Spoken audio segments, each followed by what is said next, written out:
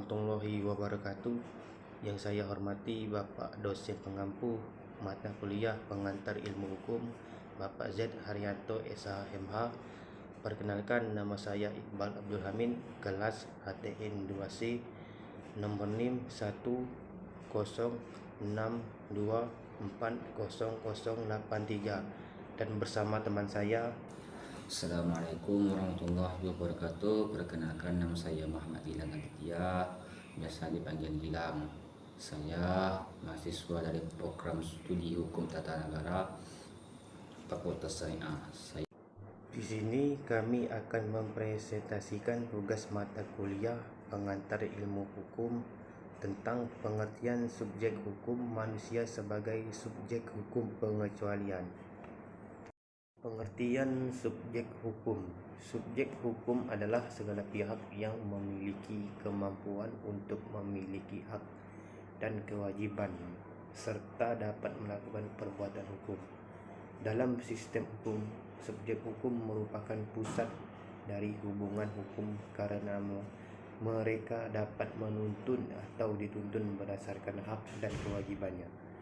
Secara umum, subjek hukum dibagi menjadi dua, yaitu manusia dalam kurung perorangan dan badan hukum.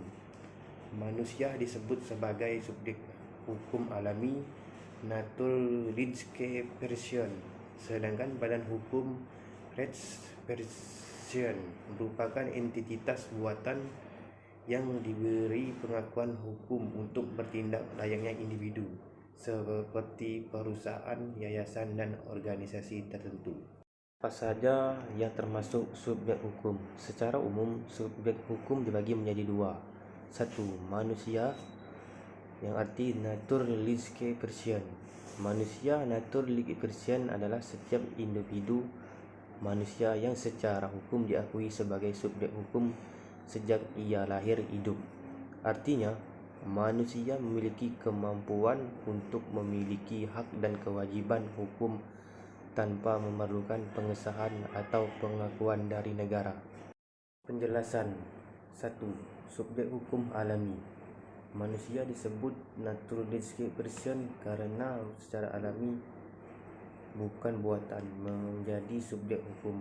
Berbeda dengan perusahaan atau organisasi yang disebut Rechtsperson, manusia langsung diakui memiliki hak dan kewajiban hukum begitu ia lahir hidup. 2.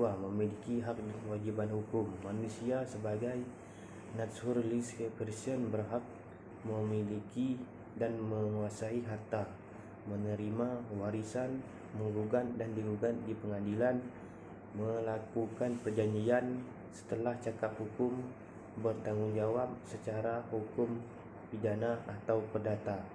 3. Tidak membutuhkan pengesahan hukum. Tidak seperti badan hukum yang harus didirikan secara resmi melalui akta pengesahan pemerintah, manusia secara otomatis menjadi subjek hukum sejak lahir. 4. Kapasitas dan kecakapan hukum.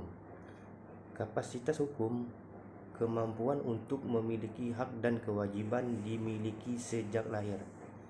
Kecakapan hukum, kemampuan untuk melakukan tindakan hukum seperti membuat perjanjian, biasanya dimiliki setelah mencapai usia dewasa, misalnya 18 tahun dalam hukum Indonesia, dan tidak berada dalam kondisi gangguan jiwa.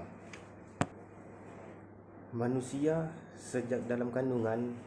Dalam beberapa aturan hukum seperti KUH Perdata Indonesia, janin dalam kandungan sudah bisa diakui sebagai subjek hukum secara bersyarat, yaitu asal dilahirkan hidup. Contoh, seorang anak yang masih dalam kandungan dapat mewarisi harta dari ayahnya yang meninggal jika ia lahir hidup. Pasal 2 KUH Perdata. Contoh, manusia naturliche Person, anak yang baru lahir. Contoh, seorang bayi yang baru lahir secara otomatis diakui sebagai subjek hukum dan berhak menerima hak waris dari orang tuanya meskipun bayi ini belum bisa bertindak hukum sendiri. Haknya sebagai subjek hukum tetap berlaku. 2. Anak yang berusia 18 tahun. Seorang anak berusia 10 yang berhak mewarisi harta dari orang tuanya meskipun anak tersebut belum dapat melakukan perbuatan hukum, misalnya menandatangani kontrak sendiri. Orang tua atau wali yang bertindak atas nama anak tersebut dalam hal perbuatan hukum. 3. Orang dewasa yang memiliki cakap hukum. Contoh, seorang pria berusia 30 tahun yang membeli rumah melalui perjanjian jual beli. Pria ini bertindak sebagai naturalistic person yang memiliki kapasitas untuk bertindak hukum secara mandiri karena sudah cukup umur dan tidak ada gangguan mental yang menghalangi kapasitas hukumnya. 4. Orang yang mewarisi harta. Contoh, seorang wanita yang mewarisi dari orang tuanya meskipun ia berusia 17 tahun, ia tetap diakui sebagai subjek hukum yang memiliki hak atas warisan tersebut. Namun ia mungkin membutuhkan wali atau pengurus untuk mengelola harta disebut sampai ia cukup umur untuk bertindak hukum sendiri. 5. Individu dengan status hukum penuh. Contoh, seorang pria memulai bisnis dan membuat perjanjian dengan pemasok barang sebagai individu yang sudah dewasa dan cakap hukum. Pria ini bertindak penuh sebagai naturalistic person yang memiliki hak dan kewajiban hukum serta mampu bertanggung jawab atas perbuatan hukumnya. 6. Janin dalam kandungan secara terbatas. Contoh, dalam hukum Indonesia, janin dalam kandungan dapat dianggap sebagai subjek hukum dalam hal hak waris. Misalnya, janin yang berhak mewarisi harta dari orang tuanya asal lahir hidup. Ini menunjukkan bahwa janin meskipun belum lahir dapat memiliki hak tertentu dalam hukum. Badan hukum restitution. Badan hukum restitution adalah kesatuan orang atau kekayaan yang secara hukum diakui sebagai subjek hukum tersendiri yang dapat memiliki hak dan kewajiban serta melakukan perbuatan hukum seperti halnya manusia naturalistic person. Dengan kata lain, badan hukum bisa bertindak dalam hukum seperti membeli, menjual, berkontrak, memiliki aset, menggugat atau digugat. Ciri-ciri badan hukum. 1. Diakui sebagai subjek hukum, memiliki kedudukan yang setara dengan manusia dalam hal hak dan kewajiban. 2. Memiliki kekayaan sendiri. Kekayaannya terpisah dari kekayaan pendiri, pengurus atau anggotanya. 3. Memiliki tujuan tertentu, dibentuk untuk tujuan ekonomi, misalnya perusahaan atau sosial, misalnya yayasan, organisasi nirbala. 4. Dapat melakukan perbuatan hukum seperti pembuatan perjanjian, memiliki harta, mengajukan gugatan, dan sebagainya. 5. Memiliki organ untuk bertindak melalui wakil hukum, misalnya direksi, pengurus, atau ketua. 6. Didirikan melalui proses hukum, biasanya memerlukan akta notaris, pengesahan dari kementerian atau lembaga terkait, dan pendaftaran resmi. Dasar hukum di Indonesia. Beberapa undang-undang dan aturan yang mengatur badan hukum. 1. Kitab Undang-Undang Hukum Perdata (KUH Perdata). 2. UU Nomor 40 Tahun 2007 tentang Perseroan Terbatas (PT). UU Nomor 16 Tahun 2001 dan UU Nomor 28 Tahun 2004 tentang yayasan. 4. UU Nomor 25 Tahun 1992 tentang perkoperasian. 5. Peraturan Kemenkumham tentang pendiri dan pengesahan badan hukum. Saya akan menyampaikan tentang manusia sebagai subjek hukum.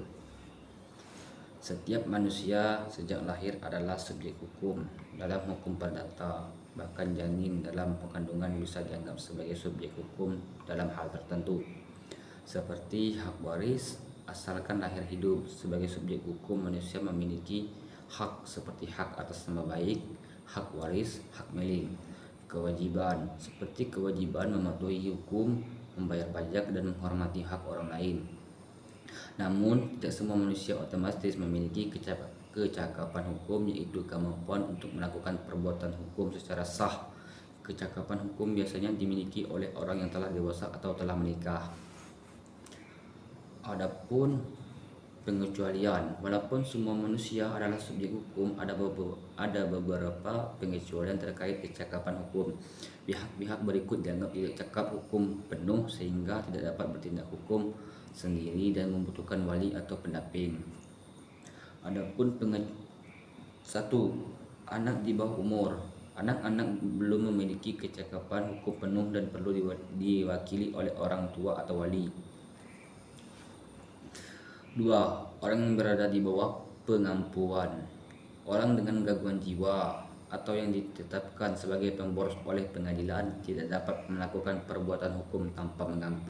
Janin atau anak dalam kandungan belum lahir tetapi dianggap sebagai subjek hukum dalam hal tertentu, atau seperti hak waris jika saat dilahirkan dalam keadaan hidup. Baiklah, sekian yang dapat saya sampaikan. Terima kasih atas perhatian dan waktu Anda. Mohon maaf atas segala kekurangan dan kesalahan. Jika ada salah kata, saya mohon maaf. Akhir kata, saya ucapkan terima kasih yang sebesar-besarnya. Sampai jumpa di lain kesempatan. Assalamualaikum warahmatullahi wabarakatuh. Waalaikumsalam warahmatullahi wabarakatuh.